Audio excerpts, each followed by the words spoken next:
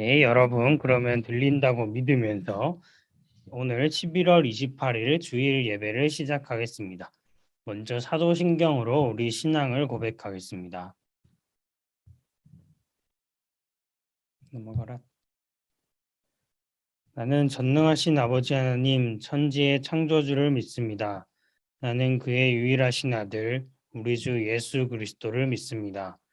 그는 성령으로 잉태되어 동정녀 마리아에게서 나시고 본디오 빌라도에게 고난을 받아 십자가에 못 박혀 죽으시고 장사된 지 사흘 만에 죽은 자 가운데서 다시 살아나셨으며 하늘에 오르시어 전능하신 아버지 하나님 우편에 앉아 계시다가 거기로부터 살아있는 자와 죽은 자를 심판하러 오십니다.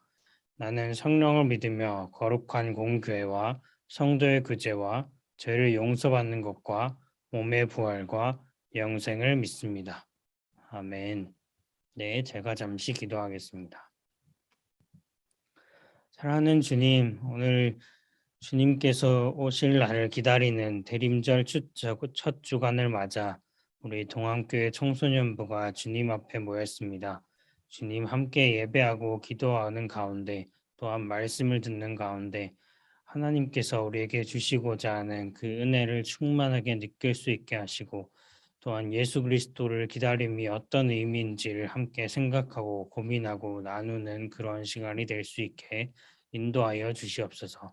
이 모든 말씀 우리 주 예수 그리스도 이름으로 기도드립니다. 아멘. 네, 오늘 하나님께서 우리에게 주신 말씀은 창세기 2장 1절부터 3절까지 말씀입니다.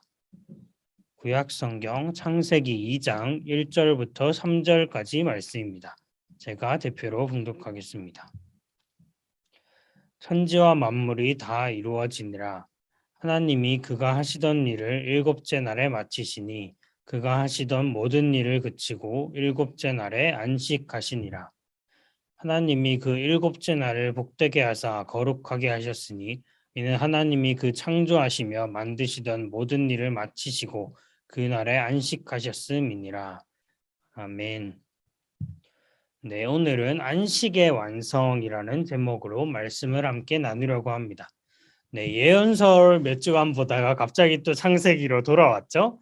그건 오늘부터 4주간이 새로운 교회의 절기가 시작되었기 때문이에요. 기도했던 것처럼 대림절이라는 절기인데요.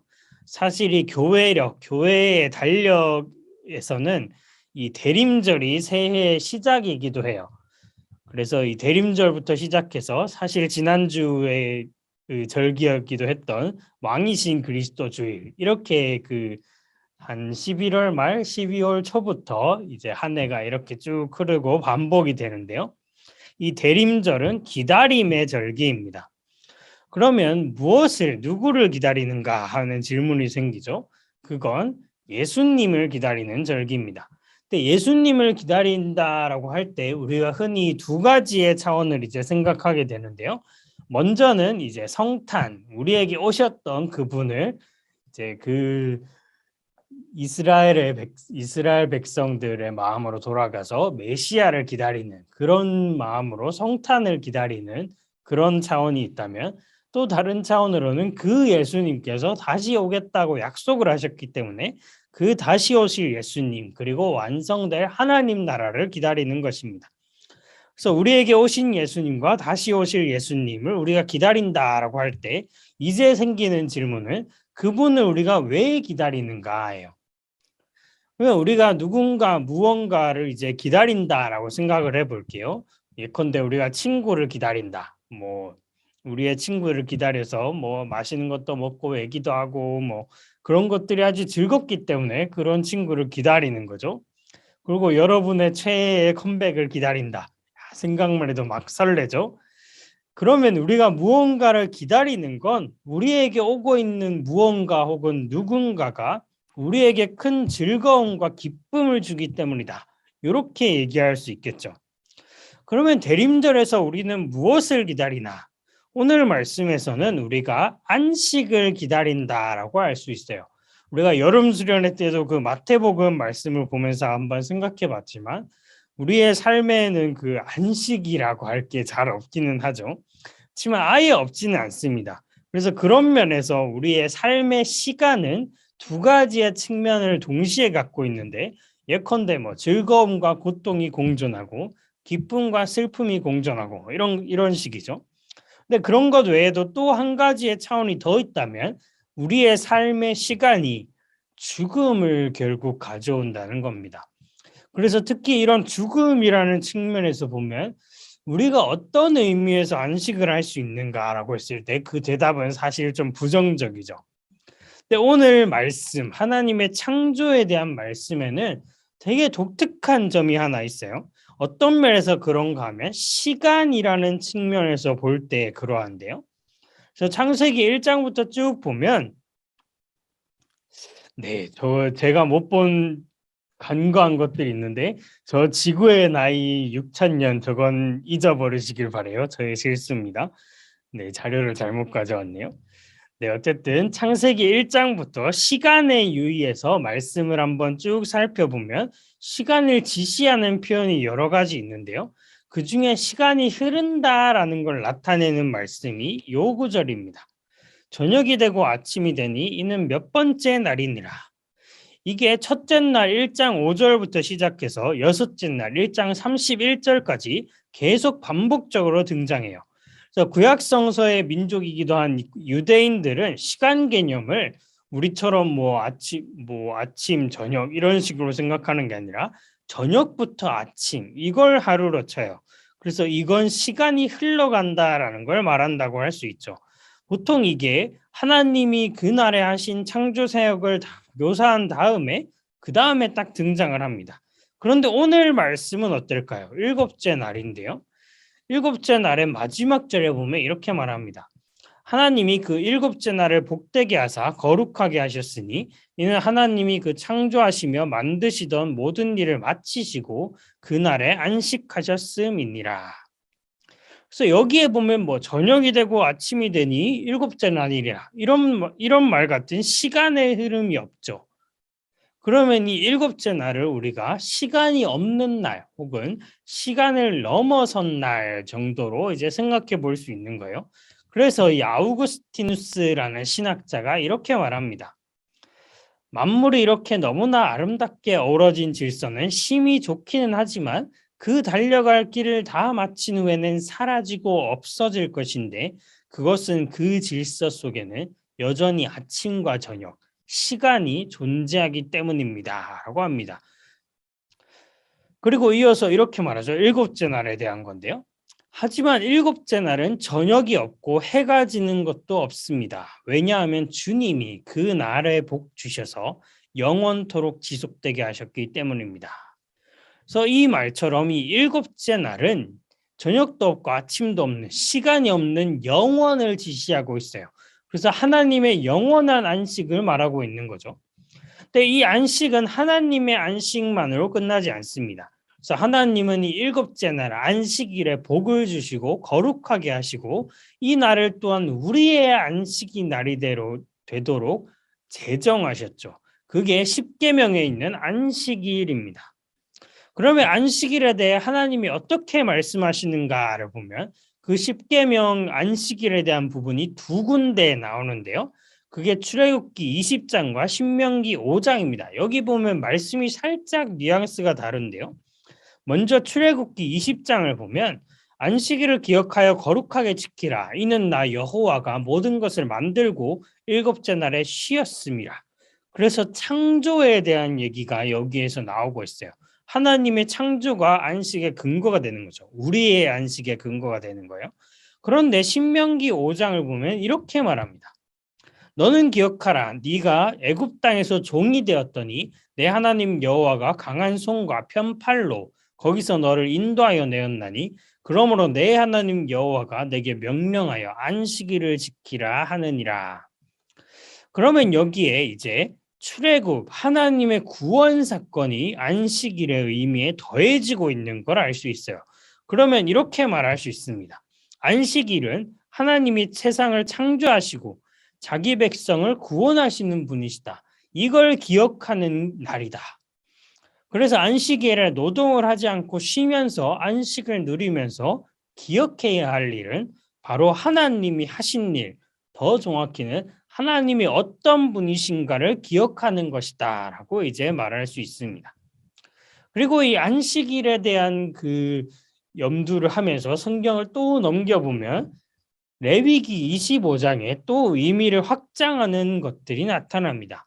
우리가 예전에 여름 수련회 때 구약 성경 앞부분 이야기를 한번 살펴본 적 있잖아요. 만화로. 거기서 레위기 25장에 나오는 말씀을 한번 읽었었는데 거기에 보면 이 주빌리라고 되어 있는 기쁨을 말하는 희년이라는 말이 나옵니다.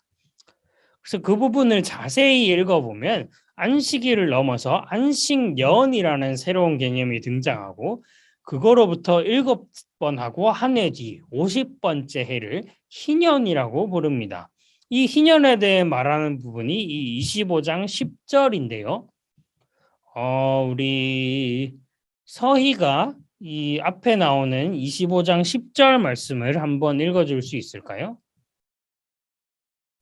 너희는 50년째 해를 거룩하게 하여 그 땅에 있는 모든 주민들을 위하여 자유를 공포하라. 이 해는 너희에게 희년이니 너희는 각각 자기의 소유지로 돌아가며 각각 자기의 가족에게로 돌아갈지며.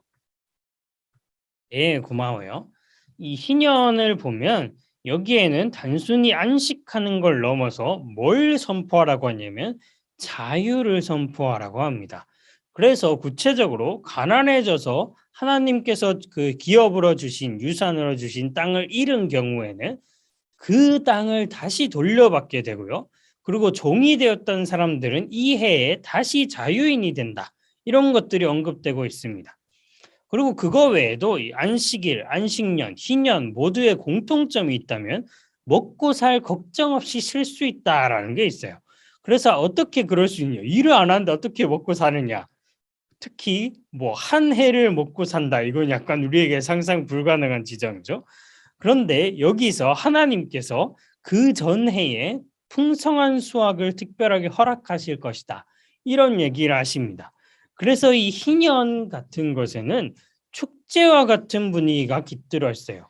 그래서 자유의 해이자 하나님께서 특별히 허락하여 주신 은혜의 해로 이걸 모두 안식하면서 누리는 해다라고 할 수 있죠. 그러면 이 희년이라는 일종의 제도가 실제로 기능을 했는가라는 질문이 생기죠. 근데 이스라엘 백성들이 실제로 이걸 시행을 했는가에 대해서는 조금 확실하지는 않아요. 대신에 희년에 대한 또 다른 아주 인상적인 언급이 등장하는데 그게 이사야 61장입니다. 이 이사야 61장은 예수님의 사역을 알리는 그때에 읽으신 말씀이기도 한데요.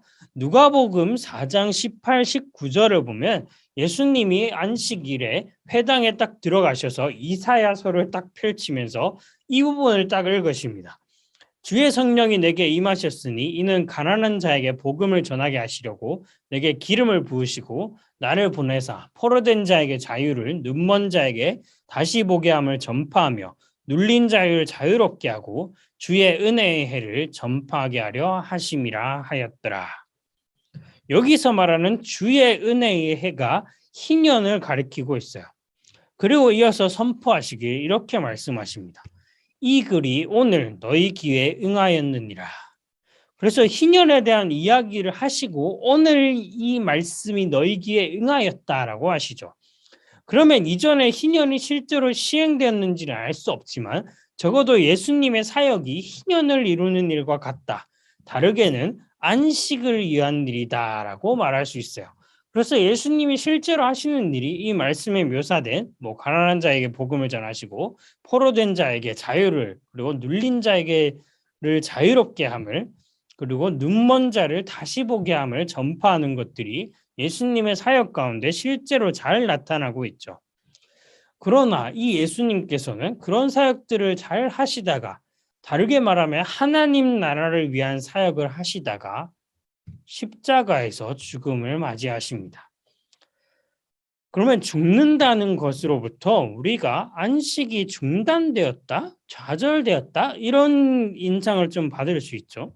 마치 예수님의 죽음으로 안식의 완성도 좌절되는 것처럼 보여요. 왜냐하면 그 안식의 완성은 영원히 도래하고 그리고 죽음과 고통과 슬픔, 시간에 있던 부정적인 요소들이 지나가는 것들을 말하기 때문이죠. 그렇지만 예수님께서는 안식 후 첫날에 다시 살아나셨다라고 성경은 말합니다. 이거에 대해서 사도 바울은 이렇게 해석을 하죠. 이는 그리스도께서 죽은 자 가운데서 살아나셨음에 다시 죽지 아니하시고 사망이 다시 그를 주장하지 못할 줄을 알미로라.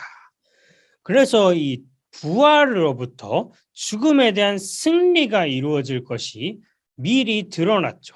그래서 죽음에 대한 극복이 이 안식의 완성의 때에, 하나님 나라의 완성의 때에 완전하게 일어날 것이다라는 것들이 이 부활에서 먼저 드러나고 있습니다. 그리고 이 예수님은 우리에게 다시 오실 것이다라고 약속을 하셨는데요. 이 예수님이 다시 오시는 것은 예수님께서 선포하신 그 하나님 나라가 완성되는 것이기도 해요. 그래서 그것에 대해서 요한계시록이 특별히 이렇게 말합니다. 또 내가 새 하늘과 새 땅을 보니 처음 하늘과 처음 땅이 없어졌고 바다도 다시 있지 않더라. 내가 들으니 보좌에서 큰 음성이 나서 이르되 보라 하나님의 장막이 사람들과 함께 있음에 하나님이 그들과 함께 계시리니 그들은 하나님의 백성이 되고 하나님은 친히 그들과 함께 계셔서 모든 눈물을 그 눈에서 닦아주시니 다시는 사망이 없고 애통하는 것이나 곡하는 것이나 아픈 것이 다시 있지 아니하리니 처음 것들이 다 지나갔음이로라. 이렇게 말씀하고 있습니다. 이 말씀은 처음 것이 지나가고 만물이 새롭게 될 것이다라는 약속을 담고 있어요. 이 처음 것에는 우리가 삶의 시간들을 살아내면서 겪는 수많은 것들 중에서 눈물, 사망, 고통 이런 것들이 특별하게 언급되고 있죠.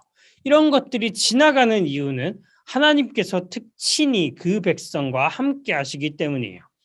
그렇다면 이제 하나님의 영원한 안식, 그것이 또한 우리의 영원한 안식이 된다라고 할 수 있습니다. 그래서 아까 언급되었던 그 아우구스티누스는 창세기 말씀에 대해서 이어서 이렇게 말합니다. 이것 일곱째 날의 안식에 대한 말씀은 성경으로 하여금 우리도 영생의 안식일에 들어가서 주님 안에서 영원히 안식하게 될 것임을 미리 말해주게 하기 위한 것이었습니다. 그래서 예수님께서 희년을 선포하시면서 이 길이 오늘 너희 귀에 임하였다라고 말씀하실 때부터 사실은 하나님 나라가 본격적으로 이 땅에 임하기 시작했어요. 그 나라는 안식의 나라이고 그리고 이것은 우리 인간뿐만 아니라 모든 창조 세계가 함께 누릴 나라이죠. 그리고 이 나라는 마침내 그리고 반드시 완성될 나라이고 그때에 우리를 포함한 모든 피조물이 하나님 안에서 더 이상 죽음도 눈물도 고통도 없는 참된 안식을 누리게 될 것입니다. 그것이 우리가 기다리는 것이죠. 그리고 이 기다림은 그 완성이 확실하다라는 점에서 결코 막연한 기다림이 아닙니다. 그 형태가 없이 그냥 주구장창 기다리는 것이 아니죠. 그리고 이 완성이 확실하다라는 것은 우리가 가만히 앉아서 기다리는 것이 아니라 그 나라의 백성으로 이 땅에서 또한 미리 살아가야 한다라는 걸 의미합니다. 그것이 성령을 통해서 그리스도와 연합된 자인 우리의 삶의 모습이죠. 그래서 사도 베드로는 예수님을 산돌이라고 부르면서 우리에게 이렇게 권면합니다. 너희도 산돌같이 신령한 집으로 세워지고 예수 그리스도로 말미암아 하나님이 기쁘게 받으실 신령한 제사를 드릴 거룩한 제사장이 될지니라. 그래서 우리는 그리스도 안에서 지금 여기서 안식을 미리 맛보면서 그 안식의 완성을 기다리고 소망하는 마음으로 또한 지금 여기서 예수 그리스도를 따라 살아가야 합니다. 그것은 하나님께서 우리의 창조주이심을 기억하고 우리를 구원하시고 그 나라로 인도하시는 분임을 믿으면서 이 세상의 자유와 해방, 구원을 위한 예수 그리스도의 길을 따라 걷는 것입니다. 이 시간 말씀을 듣는 우리 동암교회 청소년부의 모든 지체들이 우리에게 안식을 주시고 또한 영원한 안식으로 이끄실 하나님을 기대하고 기다리면서 지금 여기에서 하나님의 신실한 백성으로 살아가게 되기를 간절히 소망합니다. 기도하겠습니다. 사랑하는 주님, 오늘 안식에 대한 약속의 말씀을 통해서 우리를 창조하시고 우리를 구원하시고 마침내 그 영원한 나라로 이끄실 하나님께서 약속하시는 안식의 모습이 어떠한지를 생각합니다.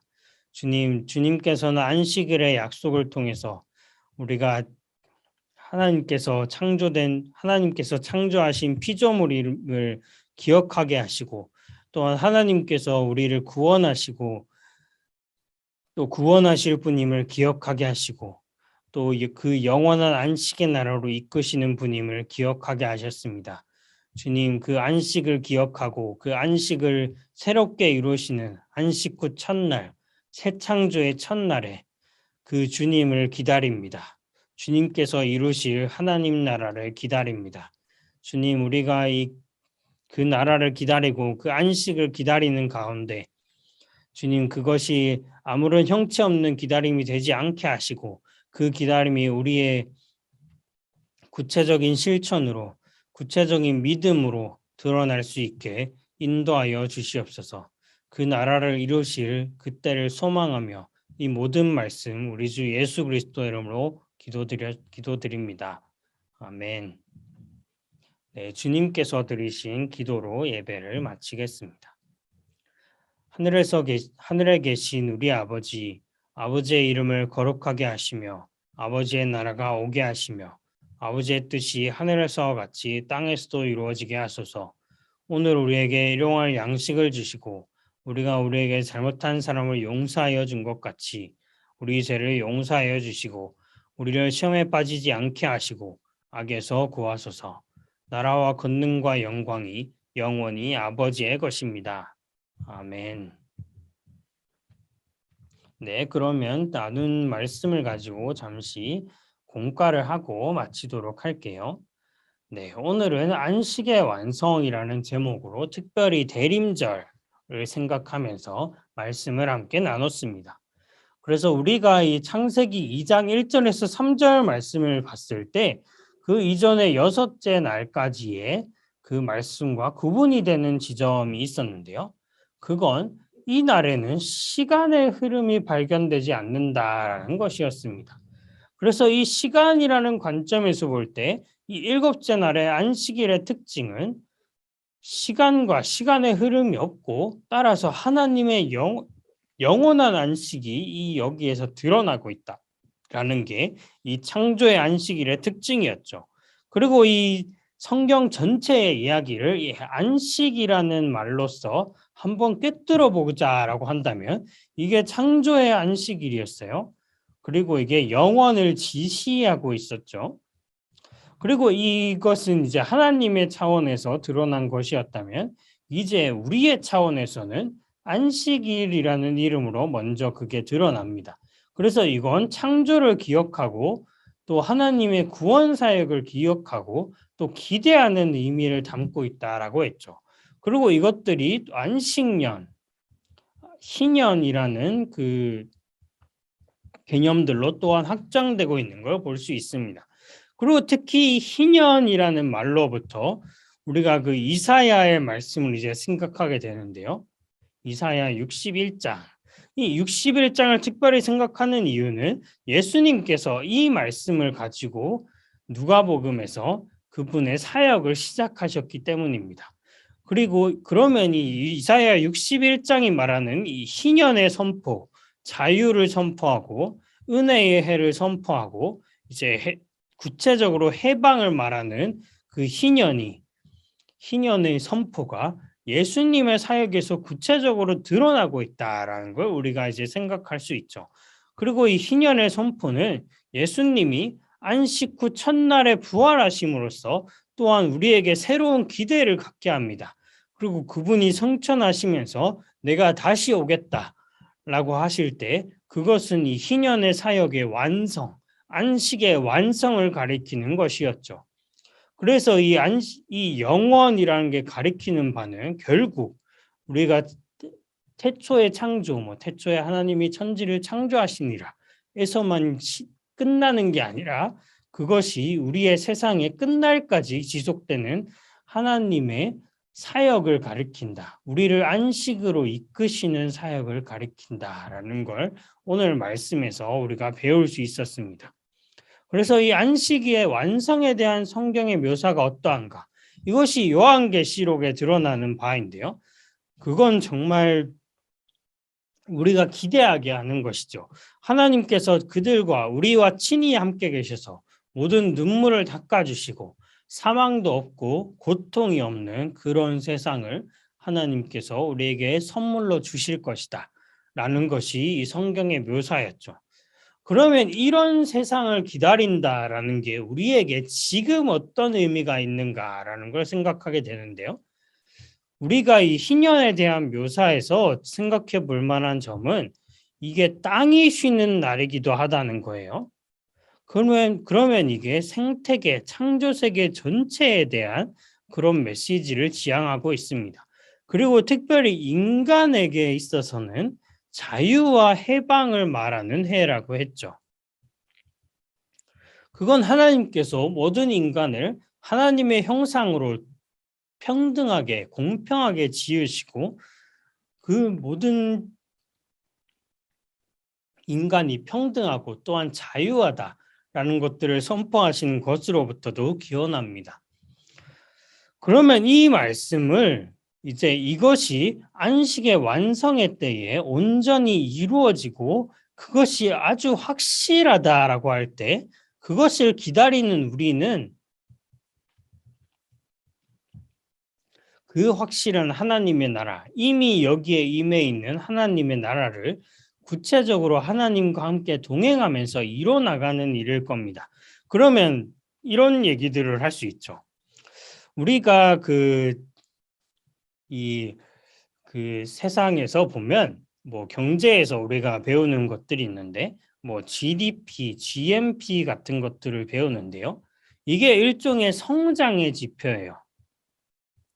그러면서 우리 그 신문에서 이렇게 발표하는 것들을 보면 올해는 GDP, GNP 성장이 얼마였다. 우리나라가 얼마였고 그건 우리나라가 우리 정부가 계획했던 것보다 좀 못 미친다. 그래서 조금 불황이다. 이런 얘기들을 이제 뉴스에서 하는 걸 볼 수 있는데 이걸 잘 생각해 보면 우리가 이 GDP의 성장에 대한 이야기들을 경제 성장에 대한 이야기들을 하는 걸 보면 이런 관념이 전제되어 있어요. 우리가 계속해서 성장해야 한다라는 것들이 전제되어 있죠. 이건 경제를 떠나서 우리 자신에게도 계속 그런 것들이 적용되고 있습니다. 그런데 이 성장 자체가 나쁘진 않은데 이 성장이 무한대로 지속될 것 같은 그런 인상을 이 GDP, GNP에 대한 평가에서 우리가 생각할 수 있죠. 사실 어떤 나라가 무한히 계속 발전한다라는 건 사실 좀 불가능한 관념이잖아요. 왜냐하면 이 지구의 생태계가 허락하는 환경은 사실 제한되어 있기 때문이죠. 그렇다면 무한한 발전이라는 건 환상에 불과하겠죠. 그럼에도 우리는 계속 무한한 성장을 말합니다. 그러면 이 배경에는 우리가 어떤 성장에 대한 욕망을 갖고 있다라는 게 여기에서 드러나고 있죠. 그러면 이 성장에 대한 욕망에서 또 어두운 측면이 있다면 이 성장이 되지 않는 것에 대해서 성장을 저해한다라고 평가하는 것에 대해서 아주 부정적으로 평가하게 됩니다. 그래서 성서가 아까 말하는 가난한 자를 포함해서 이 성장에 기여되지 않는 혹은 성장에 그다지 기여할 수 없다고 평가되는 모든 약자들이 여기에서 부정적으로 평가되게 되죠. 가난한 자에 대해서는 저 사람들은 노력을 하지 않아서 저런 것이다. 사실 우리가 그런 가난한 자일 수도 있는데 말이죠. 그런 거에 대해서 노력을 하지 않아서 그렇다. 그리고 장애인들 이런 사람들에 대해서 마치 우리는 정상인 것처럼, 우리는 아무런 장애가 없는 것처럼 평가하고 평가절하해버리고 그런 것들이 나타나죠. 그리고 이 직업이나 학업, 이제 학력 같은 것에서 여기에도 성장의 논리가 이제 드러나 있죠. 그래서 무한히 성장해야 하고, 무한히 이제 월급이 올라야 하고, 무한히 좋은 학력을 지향해야 하고, 이런 관념들이 여기에 이제 드러나 있습니다. 그러면 여기에서 그 사회가 기대하는 것들을 충족하지 못하는 것에 대해서는 이 사회에서 아주 부정적으로 평가를 하죠. 그리고 또 생태계에 대한 이야기를 볼까요? 사실 우리 생태계가 이 성장을 지속할수록, 우리가 성장을 지속할수록 부정적으로 변하고 있어요. 그래서 우리가 뭐 지구 온난화라느니 그런 것들이 사실은 환상이 아니라 실질적으로 우리에게 드러나고 있는 것들이죠. 우리가 여름이 유난히 길게 느껴진다거나 가을과 봄이 점점 사라지는 것 같은 느낌이 든다는 건 이 지구 온난화가 천천히 하지만 불가역적으로 이제 돌이킬 수 없게 진행되고 있다라는 것의 이 상징이기도 합니다. 그러면 우리가 이제 성장을 무한히 지속한다라고 할 때 사실은 생태계가 계속해서 파괴되고 한계에 이르르고 있다라는 게 드러나고 있죠. 그리고 그것뿐만 아니라 요즘은 그런 얘기들이 없지만 우리나라에 있어서는 이 북한의 핵 문제가 특별히 이제 우리의 그 마음속에 깊이 자리 잡고 있잖아요. 근데 이 핵 문제가 북한만 사실 핵을 갖고 있는 게 아니라 미국이나 러시아나 이스라엘이나 인도나 파키스탄 이런 나라들을 보면 전쟁을 위해서 소위 평화를 위해서 핵을 비축하고 있는데 이 핵의 몇 일부분만 터뜨려도 이 지구가 멸망하고도 남을 정도의 그런 파괴력을 갖고 있어요. 그 2차 세계대전 때 도시의 한두 개, 그것만으로 아주 치명적인 타격이지만 도시의 한두 개 날아가는 걸 넘어서 우리나라 전체가 날아갈 수 있는 스케일이고 이 지구 전체가 멸망할 수 있는 그런 스케일의 핵폭탄들이 그 창고들에 가득가득 들어있죠. 그리고 사람들이 멸망하고자 기획 생각만 한다면 충분히 생태계 전체, 우리 전체를 멸망시킬 수 있는 힘이 여기에 들어 있습니다. 그러면 우리에게 이제 희망이 과연 있는가라고 했을 때 우리 인간 세계만을 봤을 때는 그런 희망이 잘 보이지 않죠. 그런 의미에서 성경에서 정말로 사람이 죄인이다라고 말하는 것들이 이런 부분에서도 드러나고 있는 것인지도 모릅니다. 우리에게 구원의 가능성이 없다라고, 우리 자체에게는 구원의 가능성이 없다라고 말할 때도 이런 차원이 드러나 있죠. 그렇지만 하나님께서 약속하시는 것은 다릅니다. 이 안식이죠.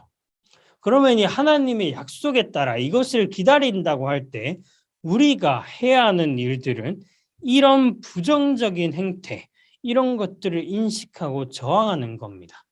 그래서 모든 약자들을 멸시하고 가난한 자들을 멸시하고 그 사람들을 무시하는 그런 사회 행태에 대해 저항할 수 있고 또 정치적으로는 그것에 대해 저항하고 그 사람들을 위해 정책을 마련하는 사람들을 우리가 지지할 수 있을 것이고 또 생태계를 파괴하는 것을 조금이나마 지양하고 이제 멈추고 생태계 회복을 위해 힘쓰는 것들을 우리가 생각하는 것, 그런 것들이 우리가 이 땅에서 살아가면서 안식의 완성을 기다리면서 구체적으로 행할 수 있는 것이다 라고 우리가 이 안식의 말씀으로부터 생각해 볼 수 있는 지점입니다. 네, 이런 것들을 기억하면서 우리가 이제 기다린다고 할 때, 하나님의 나라를 기다린다고 할 때, 뭐 예수 천국 불신지요 이런 그 단순한 이야기가 아니라 하나님께서 이 땅을 실로 구원하실 것이다 라는 그런 기대감을 갖고 그 하나님의 나라가 실제로 여기 지금 이루어지고 있다라는 걸 믿고 우리도 그 하나님의 일에 동참하는 것, 그것이 하나님께서 이 안식을 약속하시고 우리에게 주시는 이유이다라고 우리가 말할 수 있습니다. 그래서 이런 그 말씀을 잘 기억하면서 이번 한 주도 잘 보내기를 바라면서 함께 드리는 기도로 이제 마치도록 할게요. 사랑하는 주님, 대림절 첫째 주인 오늘 하나님의 창조의 안식이 우리와 함께하는 안식으로 완성될 것이라는 말씀을 듣습니다. 우리의 눈물을 닦아주시고 우리의 고통에 함께 아파하시고 죽음을 이기신 예수님께서 다시 오실 때에 창조세계 전체가 하나님의 안식을 함께 누리게 될 것이라는 약속의 말씀을 듣습니다. 주님, 우리가 함께 주님께서 반드시 이루실 이 완성을 기다립니다. 주님 안에서 미리 하나님 나라의 백성으로 살아가며 그 나라를 기다립니다. 우리가 이 안식의 완성을 소망하고 믿음으로 하나님과 동행하는 그리스도인이 될 수 있게 도와주시옵소서. 예수님의 이름으로 기도드립니다. 아멘. 네, 오늘 하루도 정말 수고하셨고 우리 한 주간을 또 보내는 가운데 또 힘겨운 시기일 수도 있고 또 기말고사를 준비하는 시기일 수도 있겠지만 우리 함께 힘을 내고 또 이 안식을 기다리는 이 대림절 주간을 뜻깊게 보냈으면 좋겠습니다. 그럼 이번 한 주도 모두 잘 보내고 다음 주에 만나도록 할게요. 모두들 안녕.